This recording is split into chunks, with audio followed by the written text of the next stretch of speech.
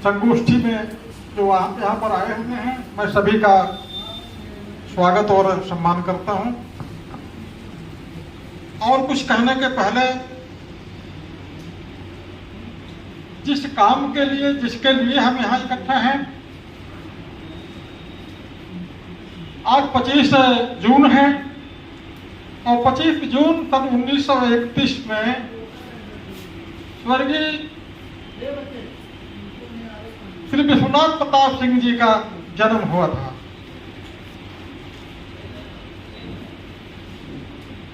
मैं सबसे पहले उन्हें श्रद्धा सुमन अर्पित करता हूं। ये उत्तर प्रदेश के मुख्यमंत्री भी और भारत देश के प्रधानमंत्री भी रह चुके हैं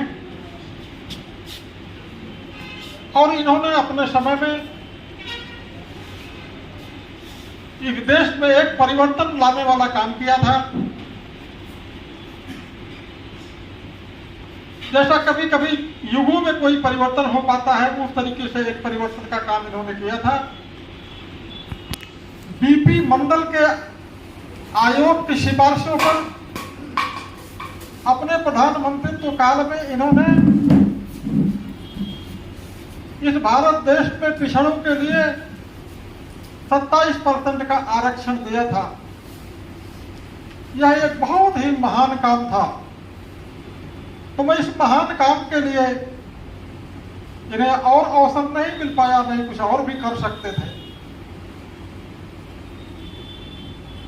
मैं बीपी मंडल जी, जिनका पूरा नाम बिंदेश्वरी प्रसाद मंडल है, बिंदेश्वरी जी बिहार के रहने वाले और बिहार के मुख्यमंत्री भी हुए थे। छोटी मोटी उनकी भी स्टेट थी।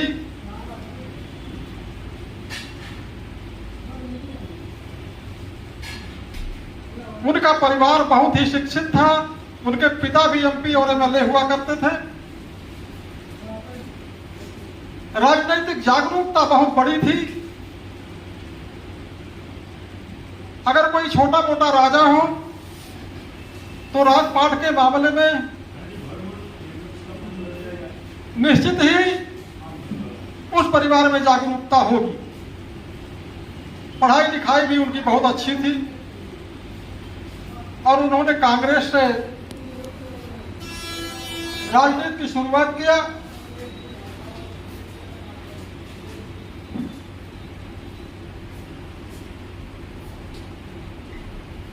वो मंडल अपने को जरूर लिखते थे, लेकिन वो पिछड़े वर्ग के यादव समाज से आते। बीपी मंडल जी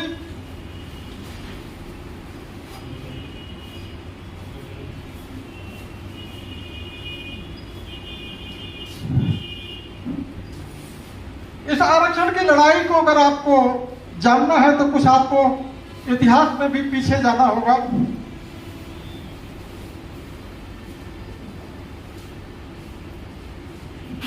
डॉक्टर राम मनोहर लोहिया जी जब देश आजाद हुआ उसके बाद कांग्रेस से निकल करके समाजवादी विचारधारा को उन्होंने सोशलिस्ट पार्टी का गठन किया। तो गठन करने के बाद उन्होंने, उनका यह भी नारा था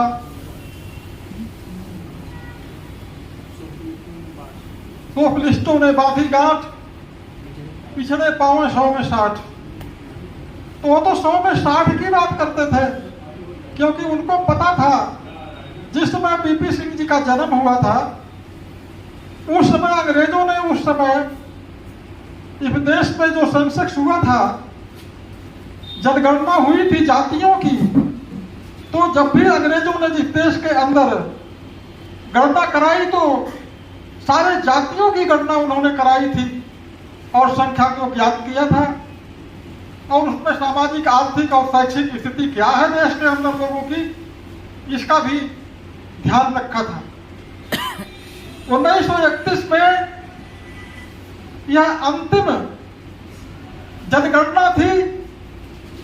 उसके बाद दूसरी विश्व युद्ध जब छिड़ गया, क्योंकि 10 साल के बाद जो है यह जनगणना होती है, यह परंपरा तब भी थी और आज भी है। लेकिन जो 1941 में गणना हुई उसका लेखा जोखा जनता के सामने नहीं रखा जा सका और उसके बाद आजादी की लड़ाई इतनी तेज हो गई और द्वितीय विश्व युद्ध के बाद अंग्रेजों को जो है जगह जगह से जो है हारना पड़ा, बहुत ज्यादा नुकसान उठाना पड़ा और उन्होंने यह समझ लिया कि अब तमाम जो हमारे औपनिवेशिक देश हैं जहां पर हम राज कर रहे हैं वहां पर अधिक दिनों तक राज नहीं कर पाएंगे। इसलिए उन्होंने मन बना लिया और मन बनाने में सबसे बड़ी भूमिका हमारे देश के आजादी में योगदान करने वाले तमाम स्वतंत्रता सेनानी जिन्होंने अपना बलिदान दिया, जिन्होंने जो है अनेक तरह से देश को आजाद करने के लिए काम किया, उनका इतना जबरदस्त दबाव था कि उसको झेल नहीं पा रहे थे। और दूसरी तरफ दूसरे विश्व युद्ध में इस देश के एक महान व्यक्ति जिन्होंने जो है इस देश के अंदर एक नारा दिया था कि तुम मुझे खून दो मैं तुम्हें आजादी दूंगा, और ये कहने वाले वो पहले व्यक्ति थे सुभाष चंद्र बोस जी, जिन्हें नेताजी कहा जाता है। नेताजी सुभाष चंद्र बोस इस देश के अंदर पढ़े लिखे व्यक्ति थे और जब आईसीएस होता था, आईएएस आईपीएस यूपीएससी की तैयारी करने वाले जो है अभी होते हैं, तब जो है पूरे ये इंग्लैंड में जो है इसकी परीक्षा होती थी और पूरे उन तमाम देशों में जहां अंग्रेजों का शासन हुआ करता था, 100 से ज्यादा देशों पर अंग्रेजों का शासन था पूरे दुनिया में, तो ऐसे देशों में प्रशासक के रूप में लोग भेजे जाते थे। उस समय आईसीएस नाम की परीक्षा होती थी, तो आईसीएस को बहुत अच्छे नंबरों से पास करने वाले तो पहले व्यक्ति थे नेताजी सुभाष चंद्र बोस, जिन्होंने आईसीएस उस समय किया था। लेकिन जो है अंग्रेजों की नौकरी उन्होंने ज्वाइन नहीं किया, देश को आजाद करने के लिए उन्होंने आजादी की लड़ाई लड़ा और उस समय जो है हिटलर से मिलकर के, जापान से मिलकर के आजाद हिंद फौज की उन्होंने गठन किया और यहाँ तक कि बर्मा तक, यहाँ तक कि जो अंडमान निकोबार द्वीप है वहां तक उन्होंने जीत हासिल की और वहां पर उन्होंने जो है भारत का झंडा फहराया, तिरंगा फहराया और देश पर शासन किया।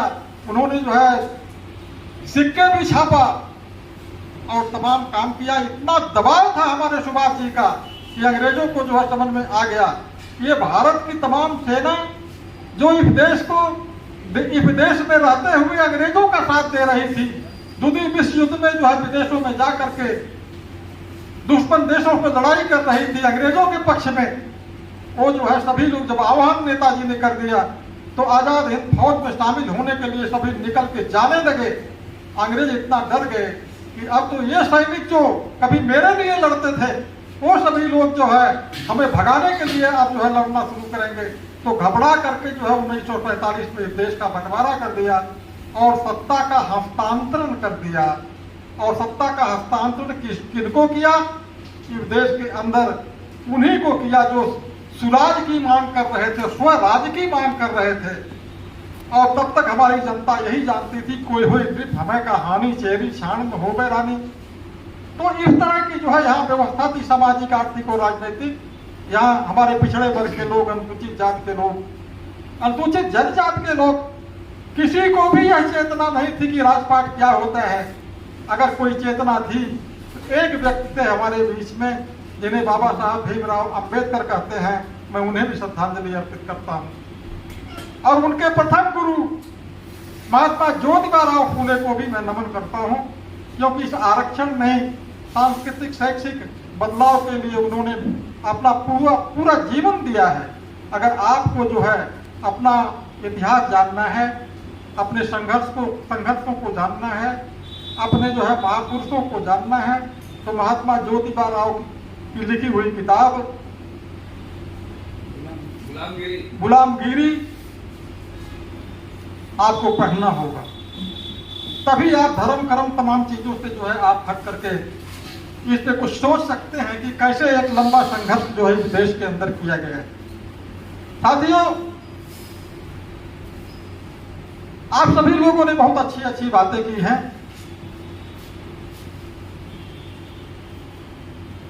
हमारे नौजवान साथी भी कुछ आए हुए हैं। हर व्यक्ति का अपना समय होता है। हमारे बीच में जब समय था बीपी सिंह का, तो हमारे बीच में उन्होंने हमारे लिए कुछ करके गए हैं। मैं उसी कड़ी पे एक बात और भी कहना चाहूँगा।